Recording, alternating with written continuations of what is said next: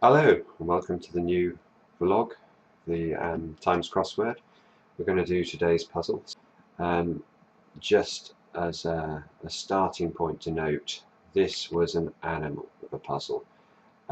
Very, very difficult.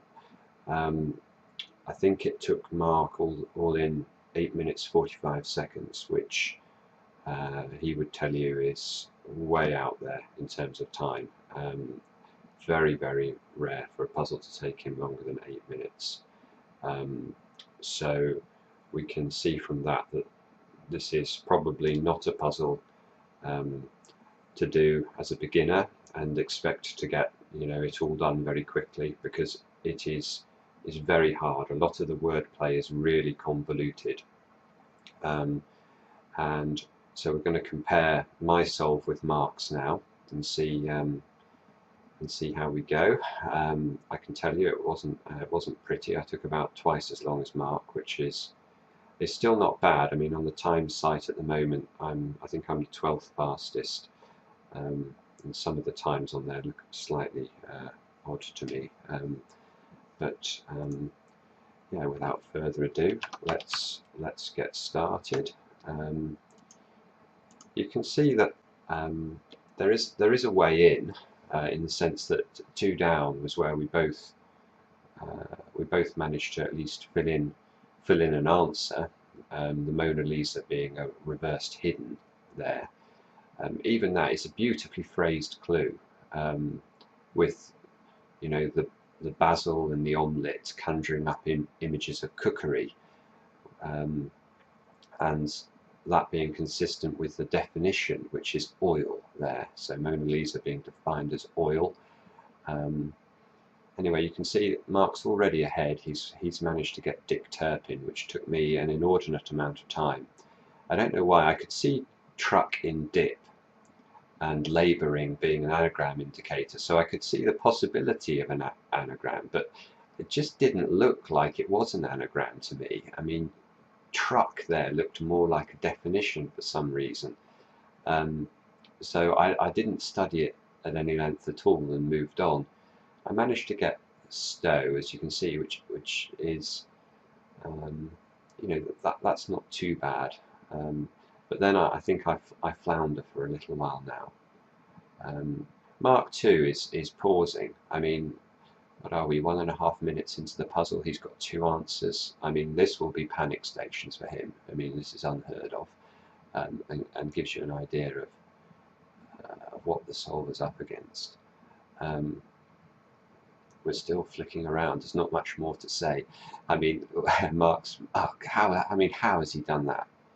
Okay, well, okay, he's got beer. I thought he was going to fill in beer pump, and I was about to be absolutely gobsmacked, because that is so difficult. But he's just filled in the beer part, which you can get from buzzer being a B and rounds beginning giving you the R.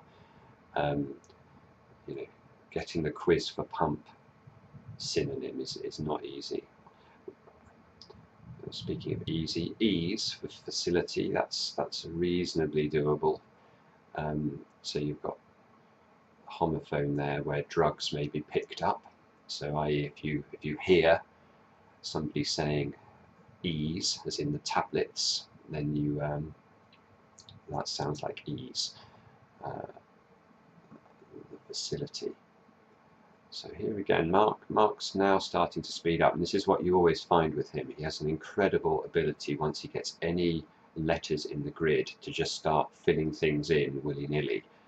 So he's now done the entire top left, including, if we just take a quick look at the wordplay. I don't know if Mark just filled in one by one, or whether he actually passed it as well and took the time, because I think what you've got there is I live for 1B, as in if you live you be, around yon for that.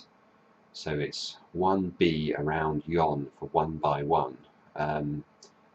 Very, very difficult to understand that. You can see I've flitted off down to the bottom right. That's a good tip for you. I mean, it's actually a good tip for even very quick solvers. I'm convinced that setters get bored by the time they get to the last few down clues of a puzzle, and therefore they spend less time on them, and often they're easier than the first, than one across or one down. Third Age, I mean, I was sort of familiar with it. I have to say it wasn't on the tip of my tongue, but it was an anagram, and so it was gettable. Maid Marian 2, I mean, it's okay. The on demand substitution was very nice, very good clue. And you can actually see here that Mark's further ahead than I am, but he's still pausing in the same places. He hasn't got Third Age. He has got cushiony somehow. In fact, I seem to be making more progress on the bottom right than he is, which is, I suppose, a cause for cold comfort. I'm surprised. I don't think he's looked at the peeping Tom clue, because I know he would just fill that in. The moment we see his cursor flick over 6 down, we'll see it. Now, this Fiji clue was an absolute brute. I mean, Mark's got it, but Girl I Judge is in a state. You can judge, as experienced solvers will know, is very often abbreviated to J. So you can see how you want to put an IJ in the middle of something here, because it seems to be saying put the IJ in the middle of a state, and there are so many 2-letter abbreviations for states of America that that's what I wanted to do. So I was convinced I was looking for a girl's name that was blank IJI, and I just, well, obviously I couldn't come up with one. I don't think there is one. And in fact, the clue is the other way round. So you're actually looking for a girl, Fee. You put the IJ in the middle of that, and you get the state, i.e. the nation state of Fiji, which I eventually got, but I mean, I must have spent a minute on that clue alone. Okay, so now if we take a look at what's going on, yeah, I mean, Mark's about a quarter of a puzzle ahead of me probably. We're about the same in the bottom right, but I'm struggling big time in the top left and the other two corners. Let's have a look. So Mark put in upon my soul there rather than upon my word. Again, I think that's an indication of the way his brain's working. He's looking at 424. He's got upon my, and he upon my soul, upon my word. Would everybody be able to come up with both of those possibilities? I'm not sure. Now, I mean, price war. I mean, how on earth I couldn't get that? So I was about a man with an economics degree and a master's in economics. I mean, Gordon Bennett. I'll put it down to age. I wasn't actually familiar with rear lamp either as an expression. Ramp, yeah, I sort of know as a swindle, but it wasn't. You can see I paused for a while looking at this because I'm just not comfortable with putting it in. And I think I had lava lamp in there at one point too. So now Mark's almost done. Mark also has stalled on price war, which will infuriate him, I'm sure. And let's look at what we go to next. I'm surprised he hasn't seen The Enemy. And he'll get syndrome as soon as he starts to look at it. I mean, the amazing thing is, I mean, even on a puzzle of this difficulty, we're what, 8 minutes in now, and he's basically finished. I still have probably nearly half the puzzle to do, and several of the very difficult answers. It really is quite depressing. There we go. Finally, I spot that there is an anagram of truck in dip. Upon my word was, I mean, I looked at this clue for a long time as well. It's a fairly straightforward piece of, it's almost a double definition type thing. but I just couldn't see the upon as the first word for such a long time. There you go, Mark's now finished. And I do want to spend a couple of seconds just talking about the clue for 3 down. The clue is, it's not in practice sound for a cookbook. Now, this is an absolute brute of a clue. The wordplay breaks down as follows, I think. Practice is a habit, and if it's not in practice, you take the it out of habit to get HAB. And sound for a cook is saying we need a homophone there for